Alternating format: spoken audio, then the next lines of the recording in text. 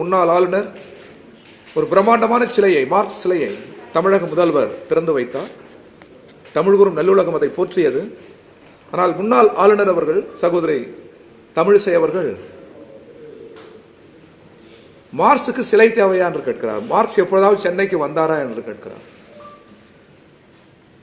என்றைக்குமே கியூபாவுக்கு சென்றதில்லை காந்தி, ஆனால் காந்திக்கு பிரம்மாண்டமான சிலை கியூபாவில் இருக்கிறது. என்றைக்குமே ரஷ்யாவுக்கு சென்றதில்லை காந்தி, காந்திக்கு பிரம்மாண்டமான சிலை ரஷ்யாவில் இருக்கிறது, தாகூருக்கு இருக்கிறது. எடிசன் எங்கோ பிறந்தவர், அமெரிக்காவில், இங்கே மின்விளக்கு எரிகிறது. என்னவோ நம் நாட்டை சாராதவர் என்பதாலேயே சகோதரி தமிழிசை அவர்கள் விளக்கை அணைத்து விடுவாரா என்ன? சிறப்பு எங்கிருந்தாலும், அறிவியல் எங்கிருந்தாலும் மானுடத்திற்கு பயன்பட்டால் அதை ஏற்போம். மானுடத்தின் மகத்தான அறிவியல் கருத்தியல் மார்க்ஸ். எனவே இங்கே சிலை, அதுவும் கன்னிமாராவில். போல்ஷ்விக் பத்திரிகைகள் தடை செய்யப்பட்டது கன்னிமாராவில். ரஷ்ய புரட்சியின் புத்தகங்கள் தடை செய்யப்பட்டது கன்னிமாராவில். அத்தகைய கன்னிமாராவில் தான் நூல் நிலையத்தில் அதிக நாள் செலவிட்ட மகத்தான மனிதனின் சிலை நிறுவப்பட்டிருக்கிறது. இது நல்ல முயற்சி. இது தமிழ்நாட்டின் திசை, இந்தியாவின் திசை என்று நாங்கள் வரவேற்கிறோம். அதே போன்ற அசாம் முதல்வர் பேசுகிற பேச்சு பதற்றமான பேச்சு.